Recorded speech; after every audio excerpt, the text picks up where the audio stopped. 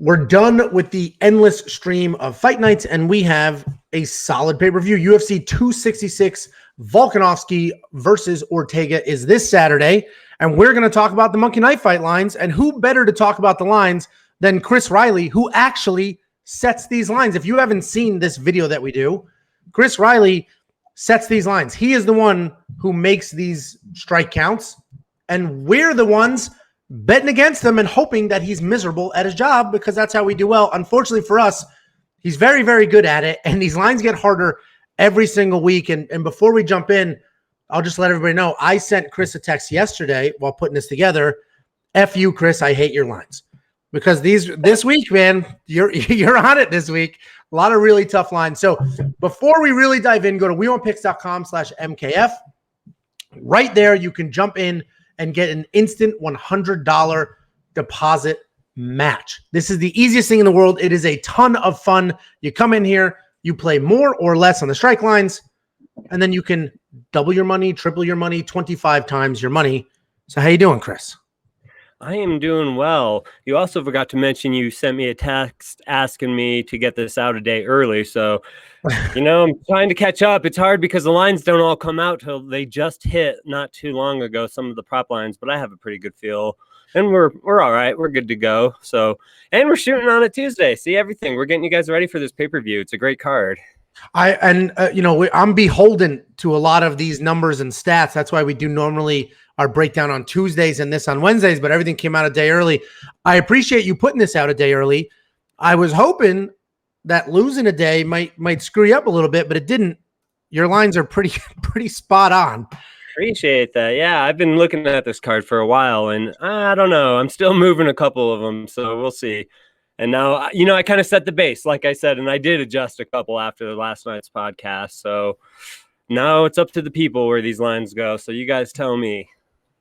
Well, and so anybody watching, basically what that means is as money comes in, he'll adjust his line. So if you are watching this and you love a line, hit it before it moves, because as the week goes on, more and more money comes in and the lines move up and down depending on where that money's going. So the main event, we have Alex Volkanovski defending his belt against Brian Ortega. You have Alex Volkanovski at 129.5 strikes, Brian Ortega at 89.5 strikes. You've talked about it in the past, how you get to these numbers. This is a pretty high-profile fight, pretty big line for Alex, who's historically a pretty busy guy. So you just want to walk through quickly how you got there? Well, thankfully for me with the main events, it's hard because you got how many fights we have? 3 5-rounders. This usually most pay-per-views. So I was at least happy to see that, even though it's early in the week, that the books came out with the round totals on these ones. And on this particular fight, it was already out at 4.5. So, and to go to a decision is -122. At least that's what it opened up. So it's actually more favored to go to a decision. So that helps right there, because it's telling me they're expecting me to get all 25 minutes with these two. And, but going from there, it gets a little tricky, as we always say on this show, right? I feel like that's contagious. You got me going on that, Angelo. Thank you. Tricky. Tricky is like the perfect word for breaking down fights. Every single fight has some weird, tricky element to it. Has some trickery to it. Yeah, it does. Because, with Volkanovski right now, my issue with him is I've only seen him fight once, and he's only fought the same one guy in the last 2 years, you guys said. And that guy happened to be Max Holloway, so it's really hard, even though those were both 5-round fights. It's kind of hard to get a projection of there because of what he's going across, what's across from him, I should say. And Holloway, who's just a go machine, that guy's got cardio for days. And that really, I think, uptakes the fight. So he was at 139, 158. And for the fact that I just don't think that Ortega is going to be moving nearly as fast as, as Holiday does, is we just kind of lowered it down a little bit. But honestly, I still think the over's a good play on this one, because dude doesn't grapple. They don't go to the ground. And I just don't have respect for 145. The higher you get in weight class, the more respect I have for a finish. And I'm not saying anything because I know these guys could all kick my ass, but I'm just saying that I don't know if that makes any sense. They're still small guys, so it's just going to be a strike or anything. They don't knock each other out as often, I guess I should say. So we're going to see some fireworks in this one. I'm be curious to see where this closes, because I'm comfortable with taking unders right now. I'll say that right now. Yeah, I mean, this is an interesting line, because I think I would agree with the odds makers that Alex is the favorite, and this should go to a decision, right? That's the most likely outcome. Alex hasn't really stopped anybody in a while. Granted, his last 2 fights have been against Max Holloway. So like you said, it's not like he's gotten a variety of looks. Brian Ortega, he's a decent striker, primarily a jiu-jitsu guy, but he doesn't have any wrestling. So he would need to take this to the ground to impose his game plan. Volkanovski he has good wrestling. I don't think he'll use it. So I imagine this is a 25-minute fight. And it's striking 90% of the time. That's what I think is probably going to happen here. I don't know why Volkanovski would take it to the ground because he should have the edge in the striking. So more is probably the appropriate play. I agree with you. I don't think there's going to be a stoppage. If there is a stoppage, it is probably Brian Ortega pulling off some sort of submission. So more is probably still the play. I'd be curious to see what happens to your line by the end of the week as more money comes in. Me too. In these pay-per-view, this wouldn't be the first time that we sat here. I was trying to think. I think it was a Usman and Masvidal card where they had the 3 finals, and we were saying this about all the fights. Oh, they're 4.5 round totals. They're going to go the distance, and they all ended in the first and second. So if that happens too, I guess variance in the unders. Fights are fights, right? George Masvidal never been knocked out. All of a sudden gets knocked out. Fights are fights, and anything can happen. Yeah, so I guess if I get hit with unders, or with overs, I got to kind of accept that. So that's cool. We have that going for us if it happens. So the next one we will take a look at is Manon Fiorot versus Mayra Bueno Silva. This is an interesting one. Manon Fiorot has been an absolute killer in the UFC. I've picked her twice. I've gotten her twice. Mayra Bueno Silva, 76 strikes you have for her. She's a grappler. Strikes as well. This is an interesting line. I feel like Manon's is probably that's a hard number, but I feel like Mayra's might be a little high because I think she's going to be on the wrong end of a lot of Manon strikes. What do you think here, and how'd you get there? That's very possible, and it could drop. And with these fights, this was one of the ones I kind of had a hard time, and I wanted to see what the round line was before I put this out, and I just kind of assumed because I know they're pretty tough, so I know Manon finishes a lot of people, but on the other side, oh my gosh, I just didn't see it going to be. I don't see her stopping her is what I'm trying to say. So I assumed it's a 2.5. I hate saying that all the time because it's a women's fight, but I give Manon some credit for the finishes that she has. But with her being the favorite in this one, I just kind of did do a math projection on her, and we just kind of took the sample size of her last 2 fights. And even though they were both TKOs, which is a possibility, really we were just using that as a sample size for her strike rate. And her 2 fights, she had 8 minutes and 9 minutes, and she combined for 143. So we basically just divided that by 17, got 8.4 strikes a minute, and if you do that for 15 minutes, it's 126. So obviously I'm not going to put her average up, and we just dropped it down to like 108 and let you guys play with it from there, because I think she can go over 108 if she has her way with her. And a lot of people are not seeing it that way. So that might be one I take a stand on, and I don't see myself coming down too much on her. But on the other, coming in on the money's coming in on the less. A little bit, yeah, and I think it's because of what you said with Silva. And honestly, she has a ceiling as well. I mean, if you look at some of her last ones against De La Rosa, she got 111, and then against Miraz, I didn't see either of these fights. Well, actually, I did see it, but I see every fight. So if I don't remember them, it's because I see a fight. You know what I mean? I see hundreds of fights. No, I'm in the same boat. I break down 30 fighters a week, and then 3 weeks later, somebody asks me about. It's like, man, do you know how many things I've done since then? Exactly. And it's hard. If you don't stick out, then that kind of says a lot. That says a lot when you do stick out. I'll say that much. When you stick out, a fighter sticks out to you and you really like them.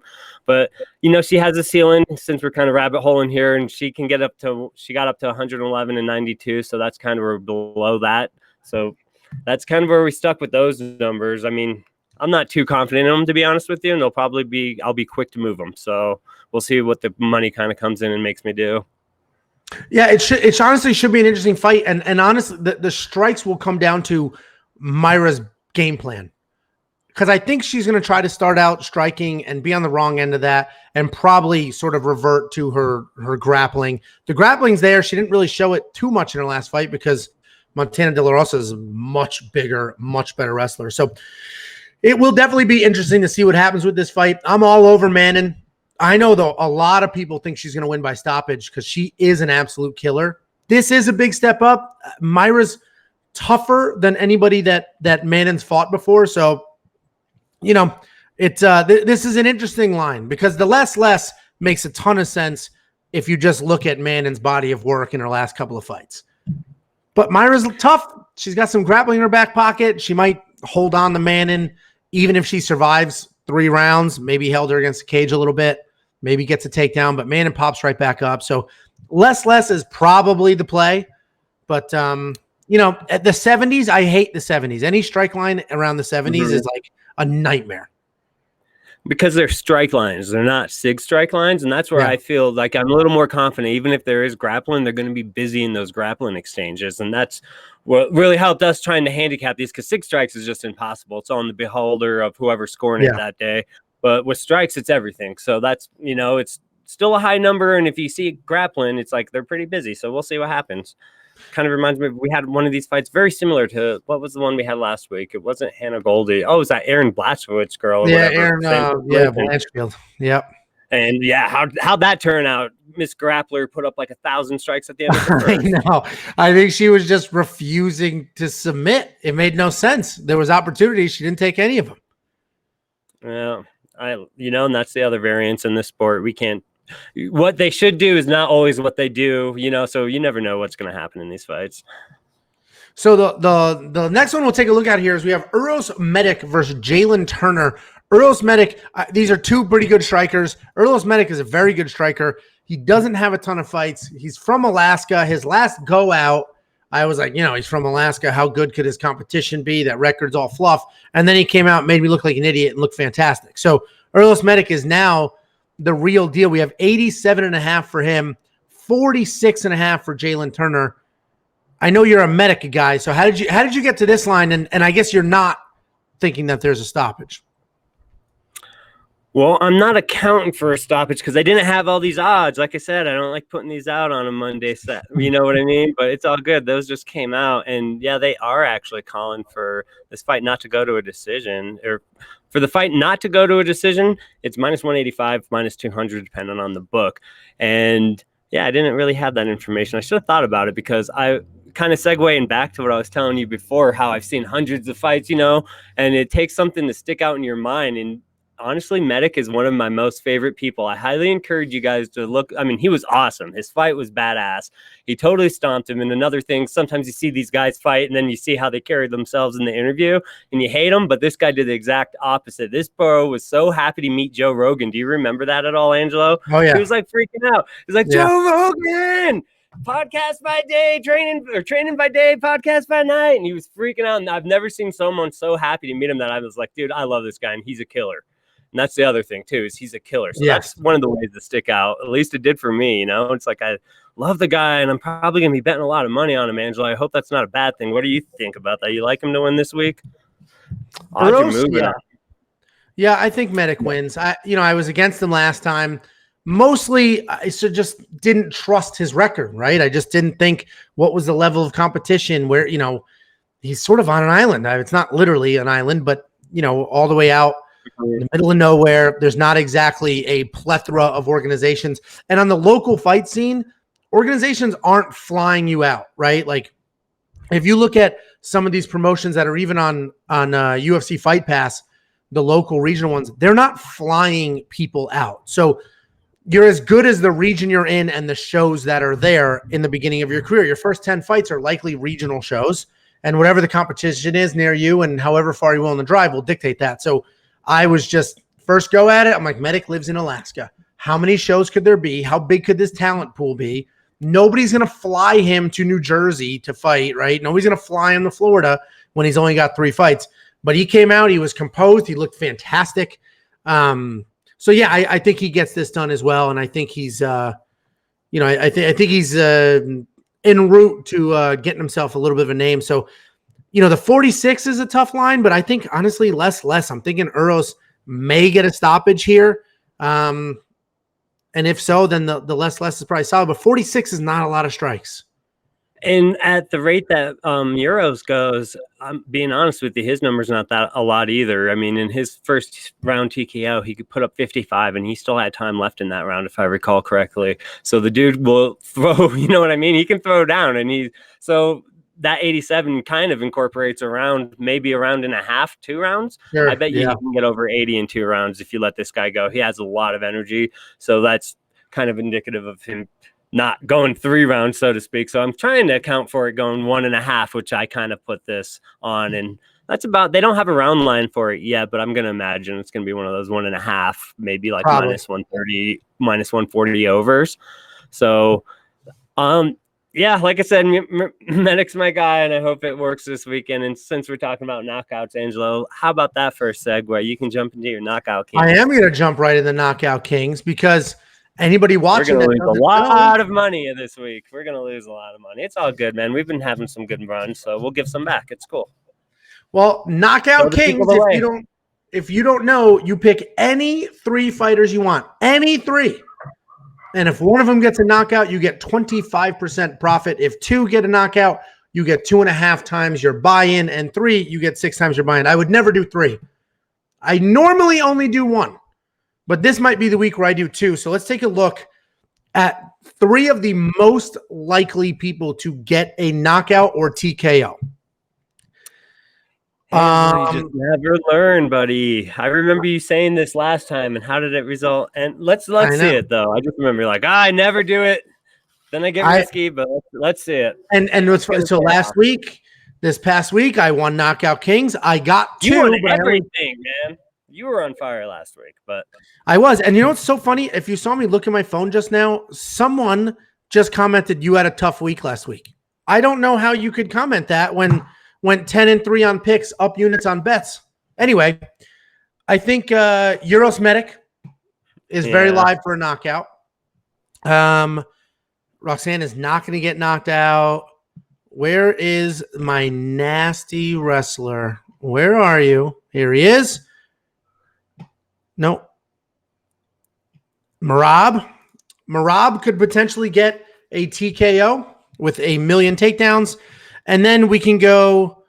I mean, there's a million options because we can do. You're right. Yeah. Yeah, it's KO or TKO, and I actually like the TKOs more because Merab is going to get takedowns, going to be on top, going to be working. But if you don't want Merab in here, I'm looking for a TKO out of him. So Chris Dawkins should get one. Uros should get one. If you remove Merab, which is totally fair to do, Nasrat will probably get a KO or TKO, especially with what's been happening to As an underdog. Oh, I need to get to my sports book. I like that. All over Nasrat, man. Dan Hooker is good, great striking, but he has put his body through way too much in the last year. And every fight you see the impact of the fight before it. And Nasrat is not the guy that you want to go into it with 3/4 of a chin. And then if not, Semelsberger, that's going to be a chalk one. I felt like Semelsberger. Where is he? Maybe he's on the bottom. I think I saw him. Yeah, Semelsberger. The only reason I personally wouldn't is because yes, his opponent is like on a 3-fight non-win streak. He hasn't fought in 5 years, but so I think Semelsberger is an awesome pick. I just don't know enough about his opponent, right, to say how tough is he or isn't he. So Semelsberger should win. He's a massive favorite. He should get a TKO or a KO. There's too many unknowns with a guy that hasn't fought in that long. That's fair, and that's good insight. I actually appreciate that. And then, honestly, Shevchenko or Curtis Blades, you can go as well. Shevchenko, the problem with her is she might get a submission just to prove a point. That's right. So that's an actual issue. But Curtis Blades, he may as well, right? If he executes those takedowns and gets in there and just elbows in the mouth, he may get a TKO there as well. So there's a million options. If you want to just play one, bath. We're going to take a bath this week. I can feel it. I hate that. But it's all right. It's a pay-per-view. So, yeah, there's a million options. A lot of them are probably going to hit for you guys. So even Jessica Andrade, there's a lot of stoppages this week. As I'm looking through it, there's going to be a lot of stoppages this week. So, listen, if you want to play 2, you can 2.5 times your money. I do 1, and I just see it as a guaranteed 25% return. That's essentially what's been happening. The only time I lost Knockout Kings is when I stretched myself to do 2. So this is a card. this card, it's probably safe to do that, but I don't like to tell people what to do. So we'll see. Well, I agree with you, and I'll say this much too. You're absolutely right. Like I said, as the show gets bigger, I can't give out as much, but realistically speaking, we do pretty damn well as a company on this Knockout King. So, obviously, it's not that hard to win easy money, but apparently that's not how people's mindsets are, right? I think because people get greedy. For the stars. Yeah, which is fine, which makes it fun too, and this is a fun thing to do. So I totally get that too, especially when it's like $5, right? And that's my whole thing. I do Knockout Kings. I do $20 because it's the payout's not as good. Everything else, I do $10 a line, and I 2.5 times my money, or I do the rapid fires for 3 times. I'll touch 1 or 2 5 times, and that's it. Nothing crazy. People are always in the comments talking about they hit 25 times, stuff like that. I've never hit one, and I stopped chasing them. I'm just slow and steady for me. But yeah, any final words before we drop off here? No, pleasure, and I'm looking forward to all the rest of the content and your bets this week, man. Like I said, I love this channel. I hope to help you guys grow. I noticed our social media has been promoting you guys, so kudos to the boys in my social media department because, like I said, you guys are the best out there, man. I love your content, and you know your stuff, man. It's been awesome doing this ride with you, for sure. Well, I genuinely appreciate it, and a lot of this was because you reached out to us. And for anybody who hasn't signed, if you've already signed up and haven't made your deposit, make your deposit, get your $100 match. This is a phenomenal week to play. If you haven't signed up yet, this is a great week to sign up. We will have a promo for you. I don't have it yet. I wish I did. I should have it later today or tomorrow. They'll give you a free $5 play. You can play a free line for $5, and if you win it, you get to keep all the money. I'll have a custom link for you set up soon. We'll push that out. It's a great week to start if you haven't played before. I'll see you on Saturday.